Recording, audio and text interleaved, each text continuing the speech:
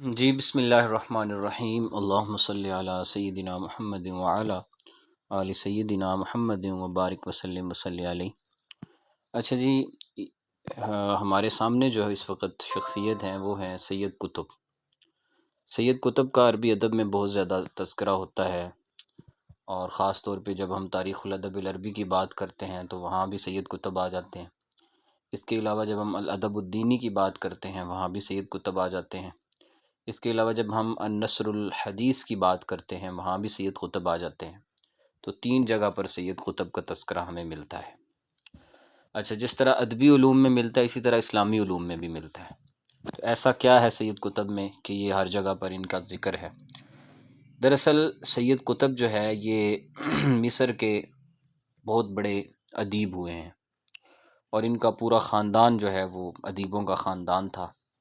اور ان کے جو ابتدائی حالات ہیں اس میں وہ ایک سوشلسٹ کے طور پر اور ایک صحافی کے طور پر ابھرے، لیکن اپنے عنفوان شباب میں، اپنی نوجوانی کے اندر، وہ جو ہے وہ مصر میں اٹھنے والی ایک اسلامی تحریک جو بیسیکلی مصر سے اٹھی تھی لیکن پھر پوری عرب دنیا میں پھیل گئی، اور دیکھتے ہی دیکھتے کئی عرب ممالک جو ہے وہ اس تحریک کا حصہ بنے، جس کا نام اخوان المسلمین ہے۔ اخوان المسلمون جو تحریک ہے اس تحریک میں شامل ہو گئے، اور اس وقت ان کا دور تھا اخوان المسلمون۔ پاکستان میں جس طرح جماعت اسلامی آپ کہہ لیں، قدیم زمانے میں جب جماعت اسلامی کا عروج تھا تو اس ٹائپ کی ایک اسلامی تحریک تھی، اسلام پسندوں کی ایک تحریک تھی۔ گزشتہ کچھ سال پہلے ایک مرتبہ پھر سے اخوان المسلمین کی طرف سے جو ہے وہ ان کی حکومت آئی تھی مصر میں، اور ڈاکٹر صدر محمد مرسی جو ہے وہ برسر اقتدار آئے تھے، لیکن بہت جلد پھر فوج نے مارشل لا لگا کے ان کی حکومت کو نہ صرف یہ کہ ختم کر دیا بلکہ صدر مرسی کو سزائے موت کا حکم سنایا، اور وہ جیل کے اندر ہی ہارٹ اٹیک آنے سے شہید ہو گئے۔ اور پھر بڑی مزاحمت ہوتی رہی، اور کافی سینکڑوں کی تعداد میں لوگوں کو فوج نے شہید بھی کیا، اور ان کی جو بیٹی ہیں ان کو بھی سزائے موت کا آرڈر سنایا گیا، ان کی نوجوان ایک صاحبزادی ہیں۔ تو یہ اخوان المسلمین پہ بڑے سخت حالات آئے، اور عالمی طاقتیں نہیں چاہتی کہ کوئی اسلام پسندوں کی حکومت جو ہے وہ قائم ہو۔ سید قطب اس تحریک میں شامل ہوئے، اور شامل ہونے کے بعد اس تحریک میں جان پڑ گئی، اور جان پڑنے کی وجہ سے سید قطب جو ہے انہوں نے ایک تفسیر لکھی جو بہت زیادہ مقبول عام ہوئی، اور اس تفسیر کا نام ہے تفسیر فی ظلال القرآن۔ تفسیر فی ظلال القرآن۔ اس کے علاوہ سید قطب کا جو ذکر کیا جاتا ہے وہ ایک سٹوری کی شکل میں کیا جاتا ہے، جو کہ عربی ادب میں انہوں نے بڑی خوبصورت ایک سٹوری لکھی ہے، جس کے اندر جو ہے وہ رومانسیت بھی ہے، اور جس کے اندر جو ہے وہ اسلام پسندی کی ایک جھلک بھی ہے، اور جس میں اپنے آباء و اجداد کی جو مٹی ہوئی دولت ہے اس کے اوپر تفاخر بھی ہے، اور یہ نثر حدیث میں شامل ہے۔ یہ آپ لوگ جو ہے وہ آگے چل کے پڑھ لیں گے سٹوری۔ تو یہ بیسیکلی، اور پھر سید قطب کی جو شخصیت تھی اس کو زیادہ اہمیت اس لیے حاصل ہو گئی کہ سید قطب کو جو ہے وہ پھانسی دی گئی اور سزائے موت سنائی گئی، اور وہ اس سزائے موت کو خوشی سے قبول کر گئے۔ جی دیکھیے گا، مکانت سید قطب الادبیہ، اسمہ سید، اور نام ان کا سید تھا، اور اسرا ان کا جو خاندان ہے وہ قطب خاندان ہے، اور یہ قطبی سید تھے۔ وکان اجدادہ من سکان جزیرۃ العرب، ان کے جو وہ بیسیکلی جزیرہ عرب کے رہنے والے تھے۔ مصر آپ کو پتہ ہے جزیرہ عرب میں نہیں آتا، مصر ایک افریقی ملک ہے بیسیکلی، اور حضرت عمر بن عاص نے اس کو فتح کر لیا تھا، اور اس کے بعد سے یہ اسلامی سلطنت کا حصہ ہے۔ اس وقت دنیا میں 22 عربی ممالک ہیں، جن میں سے 12 ملک جو ہے وہ ایشیا میں ہیں، اور 10 ملک جو ہے وہ افریقہ میں ہیں۔ تو جو 10 ملک افریقہ میں ہیں ان کے اندر مصر بھی آتا ہے۔ اور جزیرۃ العرب میں آپ کو پہلے بتا چکا ہوں کہ جزیرۃ العرب جب ہم کہتے ہیں تو اس سے کیا مراد ہوتا ہے۔ اچھا جی، فانتقل بعض آبائہ من مصر، پھر ان کے کچھ آباء و اجداد مصر آئے۔ وکان منہم والد سید قطب، ان کے والد بھی تھے جن کا نام اسمہ حاجی ابراہیم قطب،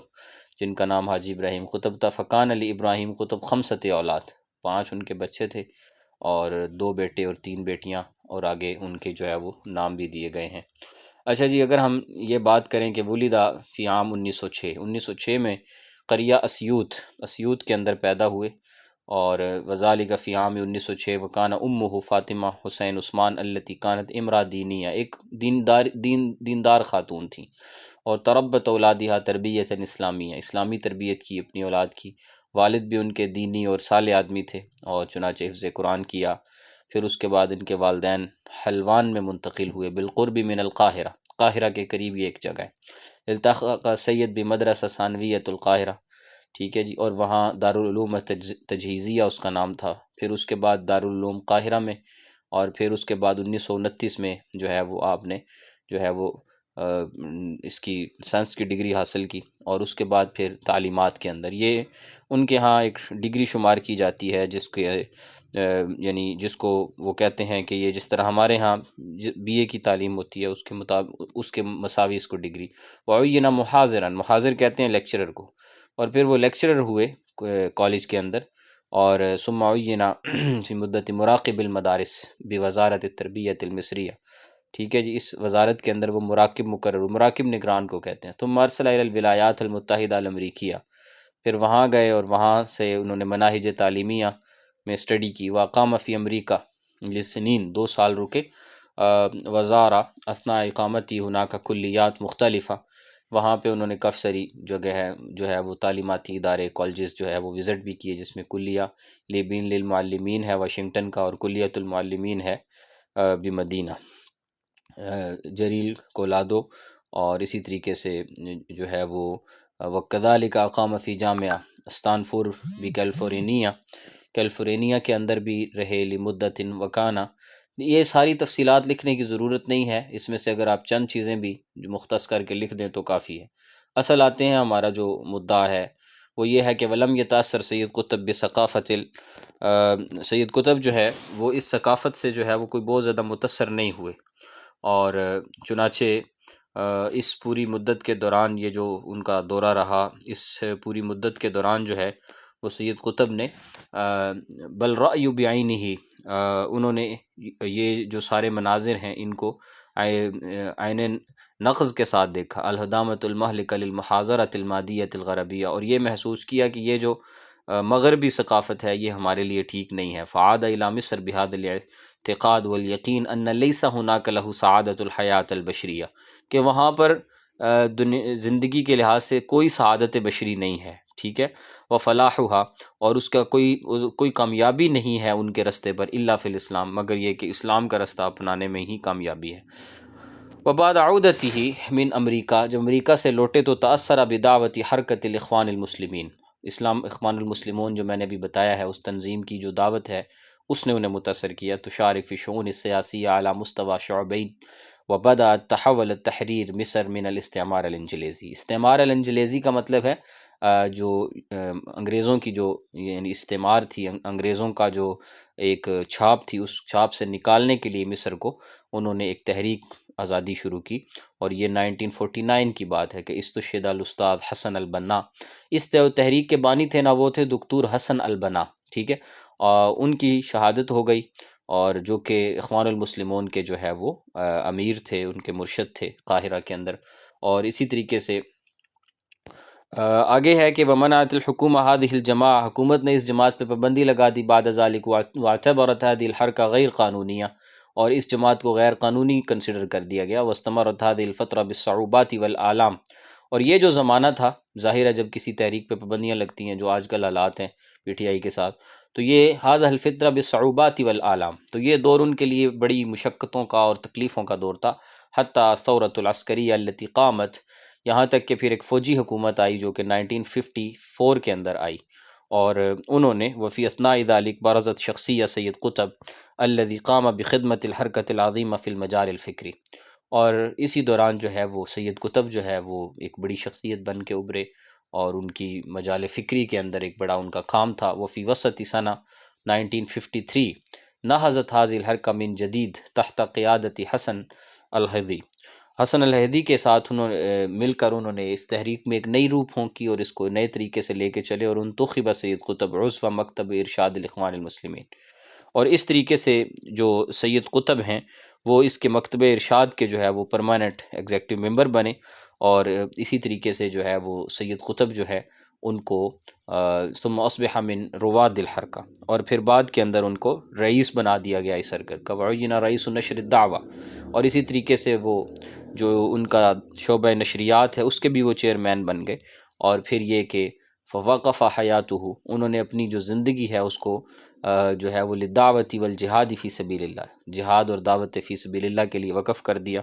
اور اسی طریقے سے وہ شارک فی المؤتمر الاسلامی، اور وہ جو مؤتمر اسلامی ہے اس کی جو کانفرنس ہے OIC کی، اس میں بھی شریک ہوئے تھے دمشق میں 1953 کے اندر۔ تو یہ سید قطب کی کہانی ہے۔ اور اس کے بعد جو ہے وہ عین استاد سید قطب رئیس التحریر لمجلۃ اخوان، مجلہ اخوان کے چیف ایڈیٹر بھی ہوئے وہ بعد شہرین، اور ابھی تک صرف 2 ماہ ہی گزرے تھے کہ قد منعت حکومہ جمال عبد الناصر ہادی المجلہ من الصدود، صدود کہتے ہیں جاری ہونا، تو روک دیا۔ جمال عبد الناصر ایک صدر تھا مصر کا، اس نے روک دیا۔ ومن ثم بدا النزاع بین جمال والاخوان، تو جمال عبد الناصر اور اخوان المسلمون میں پھر جنگ چھڑ گئی۔ وقررت الحکومہ ان حرکت الاخوان المسلمین غیر قانونیہ، اس کو غیر قانونی کنسیڈر کیا گیا، اور پھر اس کے ساتھ ہی جو ہے وہ جو اخوان المسلمون کے جو بڑے بڑے زعماء ہیں ان پر پابندیاں لگائی گئیں۔ وکان من بینہم استاد سید قطب، ان کو بھی عذبہ، تکلیفیں پہنچائی گئی، وعوقب فی سجن، جیل میں پھینکا گیا، بمعاقبۃ شدیدہ، سخت کیا گیا ان کا معاشرہ، وفی اور یہ سلسلہ ان کا جاری رہا، اور یہاں تک کہ وفی یولیو 1953 جولائی 1955 کے اندر قررت محکمۃ الشعب معاقبہ، مختلف ان کے بارے میں یہ طے پایا باشفال الشاقہ ل15 عاما فی حین کان الاستاذ ضعیفا ولم یستطع الحضور المحکمہ، ان کے اوپر کیس چلائے گئے اور ان کو جو ہے وہ بار بار طلب کیا گیا۔ واطلق سید قطب فی وسط هذا العام شفاعت الرئیس العراقی عبدالسلام عارف من مرۃ اخرى، اور ایک مرتبہ پھر عراق کے صدر عبدالسلام کی سفارش پہ انہیں رہا کر دیا گیا، اور باتہام المؤامرہ ضد الحکومہ وسجن معہ اخوہ، پھر حکومت نے ان پر سازش کا الزام لگایا اور ان کو اور ان کے بھائیوں کو قید میں ڈال دیا۔ اور اسی طریقے سے جو ہے وہ ان کی بہنیں جو ہیں ان کو بھی واختاہ، ان کی دونوں بہنیں حمیدہ کذالک و امینا، حمیدہ کو بھی اور امینہ کو بھی، مع اکثر من 20,000 من اعضاء الاخوان، 20,000 سے زائد اخوان المسلمون کے جو کارکن تھے ان کو بھی، ومؤیدہم فی اغسطس، اور یہ اگست تک یہ سلسلہ جاری رہا۔ وحکم علی سید قطب بالاعدام، اعدام کہتے ہیں پھانسی کو، من قبل المحکمۃ العسکریہ، محکمہ عسکریہ کی فوجی عدالتوں کی جانب سے انہیں پھانسی کی سزا سنائی گئی، وآدام فعلا، اور ان کو سزائے موت دے دی گئی، ان کو جو ہے وہ سزائے موت دے دی گئی، فی الخامس والعشرین من شہر اغسطس، اگست کی 25 تاریخ کو 1966 ان کو جو ہے وہ سزائے موت جو ہے وہ دے دی گئی۔ تو یہ سید قطب کی کہانی ہے۔ اس وجہ سے سید قطب جو ہے وہ بہت پاپولر ہو گئے، کیونکہ سزائے موت جس کو دی جاتی ہے، جس طرح ہمارے ہاں جو ہے وہ ذوالفقار علی بھٹو کو سزائے موت دی گئی، حالانکہ وہ ایک بہت کوئی اسلامی لیڈر نہیں تھے، صرف ایک جمہوری لیڈر تھے، تو اس لحاظ سے وہ پھر پاپولر ہو جاتے ہیں۔ جیسے کہ جو ہے وہ جو ممتاز قادری صاحب جو تھے ان کو دی گئی۔ تو بہر کیا، تو مؤلفات ہی ان کے مؤلفات میں سے جو ہے وہ فی ظلال القرآن ہے، کتاب کا نام ہے ظلال القرآن، اور والعدالت الاجتماعیہ فی الاسلام، العدالت الاجتماعیہ فی الاسلام، یہ ان کی دوسری کتاب ہے۔ مشاہدۃ القیامہ فی القرآن، یہ تیسری کتاب ہے ان کی۔ التصویر الفنی فی القرآن، یہ ان کی چوتھی کتاب ہے۔ اور اسی طریقے سے ونقد کتاب مستقبل الثقافہ، اور اسی طریقے سے جو انہوں نے امریکہ اور مغربی ثقافت کا جو مستقبل ہے اس پر نقد کیا اپنی کتاب میں، التی رأیت واش، اس کتاب کو انہوں نے نام ہی یہ رکھا ہے نقد کتاب مستقبل الثقافہ، اور ایک ان کی کتاب ہے امریکہ الذی رأیت، امریکہ وہ جو میں نے دیکھا، اور ایک ان کی جو ہے وہ ان کا ناول ہے اشواق، اشواق کا معنی ہے کانٹے، اور اسی طرح معالم فی الطریق والاسلام، اور مشکلات الحضارہ، نئی تہذیب کی مشکلیں۔ تو یہ انہوں نے جو ہے ان کا چند جو ہے ان کی تالیفات ہیں اور ان کے جو کام ہیں یہ ان کے جو ہے نا وہ عام ہیں۔ اس کے بعد آ جاتے ہیں جی دیوان الحماسہ۔ دیوان حماسہ جو ہے وہ جس طرح کہ آج بھی میں نے بات کی ہے آپ لوگوں سے، بیسیکلی یہ ایک شعری مجموعہ ہے، اور اس کے اندر جو ہے وہ کلام ہے شاعروں کا، شعراء کا کلام ہے اس کے اندر، اور اس کو جو ہے نا جمع کیا ہے ابو تمام نے اس کو جمع کیا ہے دیوان حماسہ کو. لعل اقدم ما وصل الینا من کتب الاختبار هو القصائد المفضلیات. اب وہ بتا رہا ہے کہ لعل اقدم ما وصل الینا، یعنی جو شروع کی جو معلومات ہمارے پاس پہنچی ہیں مختلف کتب مختار میں سے، ان میں سے مفضلیات، قصائد مفضلیات ہیں. مفضلیات وہ قصیدے ہیں کہ التی صنعہا لمفضل الضبی، جس کو مفضل ضبی نے ترتیب دیا تھا، اس کو بنایا تھا. وہوا اختیار لقصائد طویلہ من عیون الشعر، شعر کی بڑی کتابوں میں سے مخصوص مجموعے تھے جو خاص کیے گئے تھے کہ لم یرتبها المفضل علی ابواب خاصہ. وہ مفضل نے جرنل لکھے تھے، اس میں کوئی ابواب بندی نہیں کی تھی، ٹاپکس نہیں متعین کیے تھے کہ یہ قصیدہ کس پہ ہے یہ کس پہ ہے، بس جرنل لکھ دیے تھے اس نے. اور اسی طریقے سے جو ہے وہ انہوں نے ولا خاصہ ان یجمع الشعر الذي يتناول اغراض معینہ، اور نہ ہی کوئی انہوں نے جو ان کے جو شعر جمع کیے تھے ان کی غرضوں کو معین کیا تھا. وانما هو اختیار الذوق الادبی، انہوں نے بس اپنے ادبی تذوق کے تحت، ان کا جو ادبی ٹیسٹ تھا اس کے تحت انہوں نے کچھ شاعری کو جمع کیا. والجزالۃ اللغویہ فی، جس کے اندر لغوی کھچاؤ تھا، یعنی فصاحت و بلاغت موجود تھی جس کے اندر جزالت تھی، اور لہو فی ذلک الاثر، اس زمانے کے لحاظ سے. اچھا پھر کیا ہوا؟ وقد ظہر بعدہ، پھر اس کے بعد بھی من کتب الاختیار التی علی هذا النمط، اسی طرز پر کچھ اور کتابیں بھی سامنے آئیں، جیسے کہ الاسمعیات ہے، یہ بڑی مشہور کتاب ہے اور اس کو ترتیب دیا تھا ابو سعید عبد الملک بن قریب الاسمعی نے، ٹھیک ہے جی، 215 ہجری میں ان کا انتقال ہوا. اور اسی طرح ایک اور کتاب سامنے آئی کہ جس کا نام تھا جمہرۃ اشعار العرب، ٹھیک ہے جی، جمہرہ اشعار العرب، یہ ابو زید القرشی نے اس کو ترتیب دیا تھا. اور اس کے بعد جو ہے وہ مختارات شعراء العرب، پھر ایک تیسری کتاب سامنے آئی. یہ ساری کتابیں آپ نوٹ کرتے جائیں، نمبر 1 مفضلیات، نمبر 2 اسمعیات، نمبر 3 جمہرۃ اشعار العرب، نمبر 4 مختارات شعراء العرب. یہ ابو سعادات ابن شجری نے اس کو ترتیب دیا تھا. اور ہونا کا ضرب آخر، اور بھی مثالیں ہیں، ضرب آخر کا معنی اور بھی مثالیں ہیں من کتب الاختیار، جن جو بڑی خاص قسم کی کتبیں تھیں. اور انہی میں سے بداؤ ابو تمام بھی دیوان حماسہ، تو ابو تمام نے بھی ایک کتاب لکھی جس کا نام رکھا دیوان حماسہ. وجرا فیہ تبویب معانی الاختیار، انہوں نے یہ ٹرینڈ سیٹ کیا کہ انہوں نے سب سے پہلے منتخب معانی کے تحت اپنی کتاب کو ترتیب دیا تھا. تو آپ کو اس کتاب کے لکھنے کی وجہ اور اس کی خصوصیت بھی سمجھ میں آ گئی ہوگی کہ بھئی انہوں نے باقاعدہ جو ہے وہ ابواب بندی کے ساتھ ترتیب دیا تھا. ولا ریب، اور اس میں کوئی شک نہیں کہ ان اختیار یہ بھی تمام کان اختیارا موفقہ، بہترین انتخاب تھا جو ابن ابو تمام نے شاعری کا کیا تھا. لأنہ شاعر ممتاز، کیونکہ وہ خود بھی ایک اچھا شاعر تھا. اور اسی طریقے سے وختار احسن علیہ عینی، اور اس نے وہ شعری مجموعہ جمع کیا جو اس کے نزدیک اچھا تھا، خوبصورت تھا. وما تسمع اذنہ، اور جو کانوں کو اچھا لگتا تھا. وہو الی جانب ذلک شاعر کبیر من شعراء المعانی، اور یہ کہ وہ معنی کے اعتبار سے سمجھنے والا، جاننے والا شاعر تھا. فکان ذلک هذا من محور اختیاری ولذلك فقد يقرأ القصیدہ طویلہ كلها فيعجبه منها معنى او معنیان فاختاره بین القصیدۃ الطویلہ. پھر اس نے کیا کیا ہے کہ وہ پورا قصیدہ پڑھتا ہے، یقرأ قصیدہ طویلہ کلہ، اس کو پورا پڑھتا ہے. فیعجبہ منها معنى او معنیان، جہاں پر اس کو کوئی ایک معنی یعنی ایک لائن یا 2 لائن میں جو معنی ہے نا وہ اس کو اچھا لگتا ہے تو وہ اس کو اٹھاتا ہے اور اس کو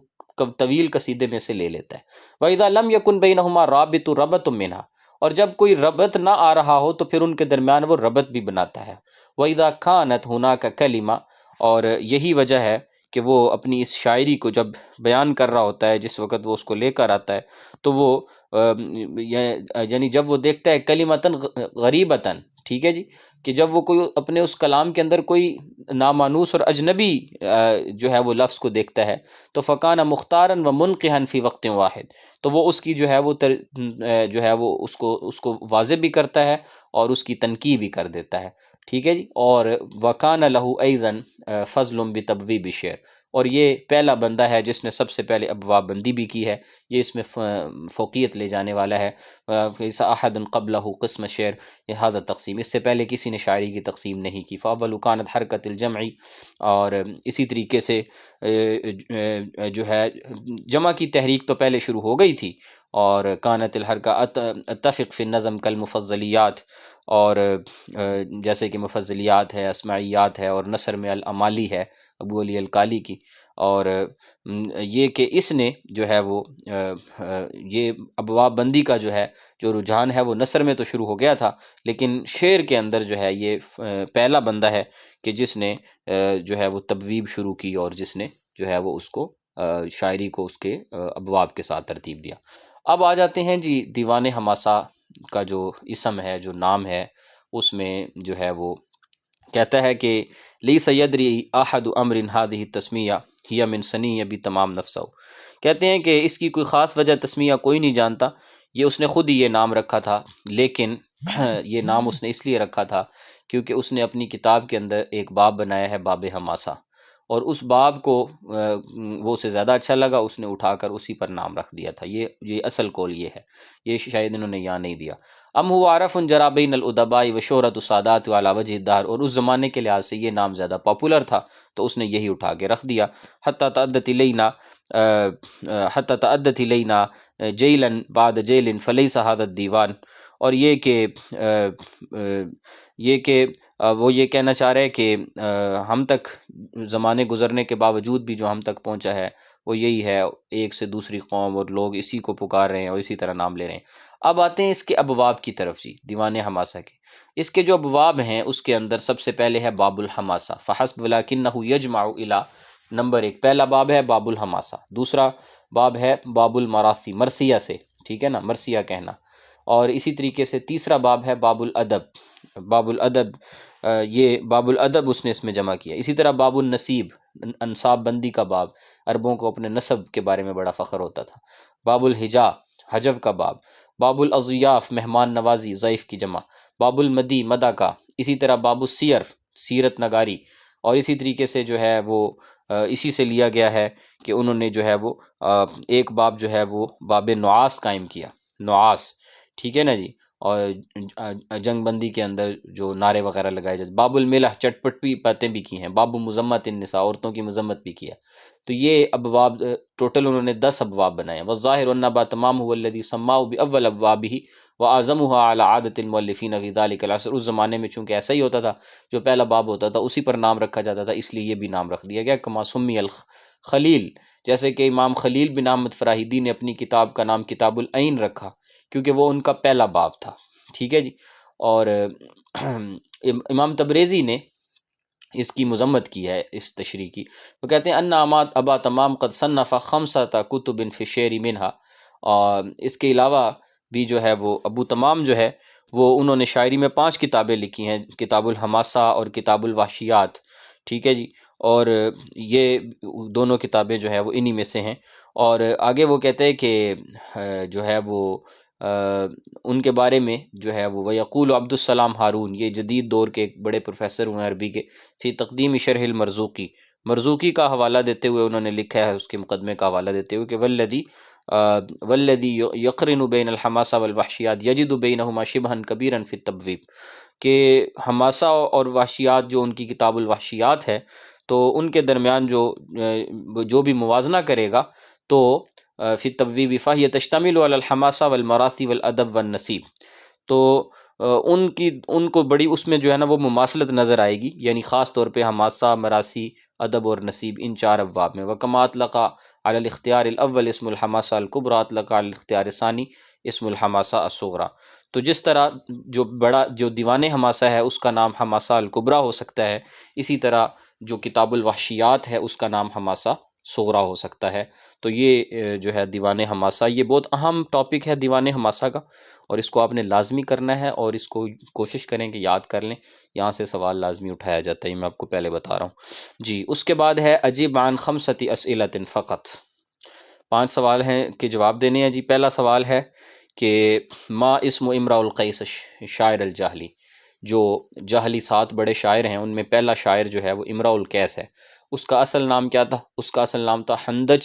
بن حجر الکندی، حندج بن حجر الکندی، حندج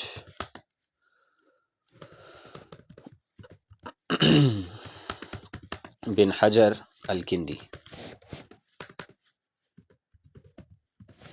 جی، حندج بن حجر الکندی، یہ اس کا اصل نام تھا جی۔ لماذا لقب الاخطل بهذا اللقب، اختل کو اس نام سے کیوں یاد کیا جاتا ہے جی۔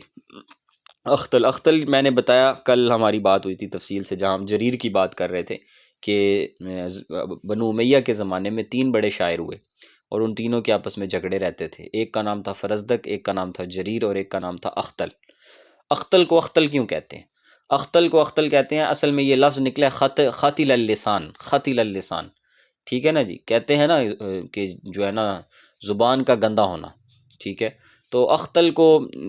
لأن خطل لسانہ آئے کسر لسانی یا طول لسانی، یعنی اس کی زبان لمبی تھی، یعنی فحش گوئی بہت زیادہ کرتا تھا، اس وجہ سے اس کا نام اختل پڑ گیا جی۔ اس کے بعد ہے متا ولد عباس محمود العقاد۔ عباس محمود عقاد جو ہے وہ 1889 کے اندر 1899 میں پیدا ہوئے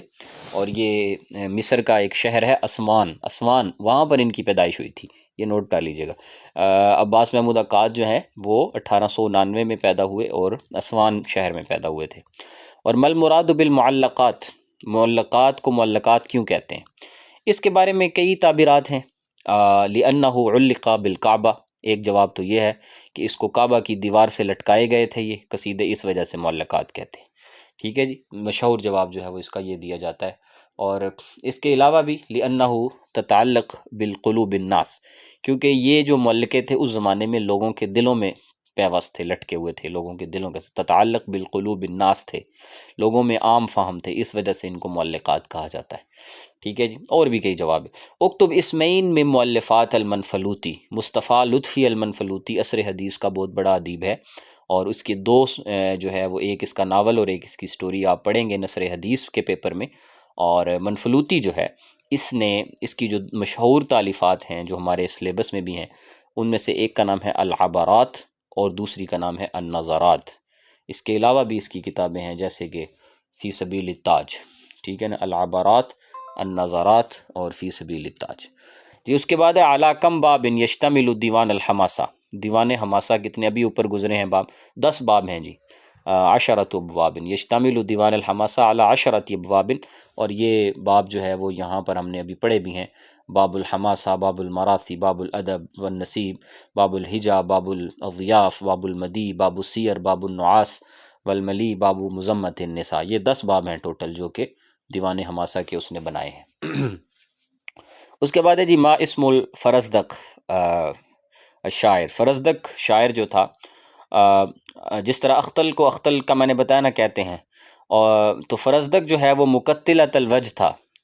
مقتلۃ الوجہ کہتے ہیں یعنی کٹے ہوئے چہرے والا، یعنی جس کے چہرے کے اندر داغ تھے، دبے تھے، جس طرح آٹا گوندنے کے بعد چھوڑ دیں تو اس کے اندر جو چھوٹے چھوٹے جو ہے وہ بن جاتے ہیں گڑے بن جاتے ہیں، اسی طرح اس کے چہرے کے اندر بعض لوگوں کے چہرہ اس طرح ہوتا ہے اس کے اندر جو ہے وہ اندر سے جو ہے نا اندر گڑے ہوتے ہیں چھوٹے چھوٹے، تو اس وجہ سے اس کو فرزدق کہتے ہیں۔ اور فرزدق کا اصل نام جو تھا نا وہ حمام بن غالب تھا، یاد رکھیے گا، فرزدق کا اصل نام کیا تھا؟ حمام بن غالب۔ اور یہ 3 شاعر ہو گئے، ایک جریر جو کل ہم نے پڑھا، اختل اور فرزدق، یہ بار بار آئیں گے، یاد رکھنا۔ اکتب اسمین من اصحاب المعلقات، اصحاب معلقات میں سے جو ہے وہ 2 کے کم از کم نام لکھیں، امراء القیس کا نام لکھ دیں، حندج بن حجر الکندی، اور کل آپ نے زہیر بن ابی سلمہ کو بھی پڑھ لیا تھا، وہ بھی اس کا ہے۔ اس کے علاوہ میں نے کل عمر بن کلثوم تغلبی کی تفصیل بتائی تھی، وہ بھی اصحاب معلقات میں سے ہے۔ اس کے بعد ہے جی مل مراد بالعصر الحدیث فی تاریخ الادب العربی، تاریخ ادب عربی میں عصر حدیث سے کون سا زمانہ مراد ہوتا ہے؟ عصر حدیث میں نے وضاحت کر دی ہے، وہ زمانہ جب نپولین نے مصر پہ حملہ کیا تھا اس وقت سے شروع ہوتا ہے، یعنی کہ 19ویں اور 20ویں صدی جو ہے یہ عصر حدیث ہے، 1897 سے یہ زمانہ شروع ہوتا ہے اور ابھی تک چل رہا ہے، یہ سارا عصر حدیث ہے۔ اس کے بعد ہے متا و این ولد متنبی الشاعر، متنبی پیدا ہوا تھا کہاں پر؟ متنبی جو ہے یہ پیدا ہوا اپنا کوفہ میں پیدا ہوا، اور اس کا جو انتقال ہے وہ نعمانیہ، یہ عراق کا شہر ہے نعمانیہ، وہاں پر اس کا انتقال ہوا، اور یہ اس کی جو پیدائش ہے وہ کوفہ کی ہے پیدائش۔ اچھا جی، اس کے بعد ہے املاء الفراغ بکلمات مناسبہ من بین القوسین، طٰہٰ حسین کی آج میں نے تفصیل پڑھائی ہے آپ کو، یہ عصر حدیث کا ادیب تھا۔ زہیر بن ابی سلمہ کو آپ نے کل پڑھا، جاہلی شاعر ہے۔ عمر بن مادی کرب کو آپ پڑھیں گے، نثر قدیم میں آ جائے گا آگے، یہ ہے خطیب ہے جی، زمانہ جاہلیت کا بڑا خطیب ہے۔ کل میں نے آپ کو بتایا تھا کہ حضرت خنسا کے دو بھائی تھے، ایک کا نام تھا معاویہ، دوسرے کا نام تھا سخر، وہ دونوں سردار تھے اور فوت ہو گئے تھے، تو ان کی وہ رسا کہتی تھی، تو کانا سخر اخن لشاعرۃ الخنسا، کانا زہیر ابن لشاعر کعب. کل میں نے تفصیل آپ کو بتائی تھی کعب بن زہیر کی، تو زہیر بن ابی سلمہ باپ تھا کس کا؟ کعب بن زہیر کا. جریر جس کو آج ہم نے پڑھا ہے، یہ یمامہ میں پیدا ہوا، اور من اشہری کتاب من اشہری کتاب العرب، ٹھیک ہے جی، کتاب العرب میں سے یعنی عربوں کے کاتبین میں سے جو مشہور ہے ان تینوں میں، وہ قاضی فاضل ہے. قاضی فاضل ہے، یہ عصر عباسی میں ہوا ہے قاضی فاضل. اس کو آپ ابھی آگے چلیں گے جب نصر قدیم اور پڑھیں گے تو وہاں آ جائے گا. اسد الغابہ فی معرفت الصحابہ، یہ ایک کتاب ہے، اور اسد الغابہ فی معرفت الصحابہ جس کو ابن حجر اسقلانی نے ترتیب دی ہے. اور توفیہ استاذ محمد عبدہ، یہ استاد محمد عبدہ کی جو وفات ہوئی ہے وہ 1905 کے اندر ہوئی ہے. توفیہ احمد شوقی، اور احمد شوقی جو امیر الشعراء ہے، کل بھی اس کی بات ہوئی تھی، آج صبح بھی ہوئی تھی، یہ 1932 کے اندر جو ہے وہ اس کی جو ہے وہ وفات ہوئی ہے. تو یہ ہیں جی کچھ. اس کے بعد وہ کہہ رہا ہے کہ خصائص شعر جاہلی، اس کو ہم کر لیں گے. ابو تمام پہ آج تفصیل ہو گئی ہے، یہ دیکھیں بار بار اگلے پیپروں میں بھی یہ سوال آ رہا ہے. حسان بن ثابت کی زندگی پہ نوٹ وہ آ جائے گا. سید قطب والا سوال آپ کا کلیئر ہو گیا ہے، اور بلاغت الحدیث النبوی یہ بھی اوپر سوال ہو گیا ہے. تو یہ آپ کے سوالات جو ہے یہ ہو چکے ہیں. اوکے، جزاکم اللہ، احسن الجزا.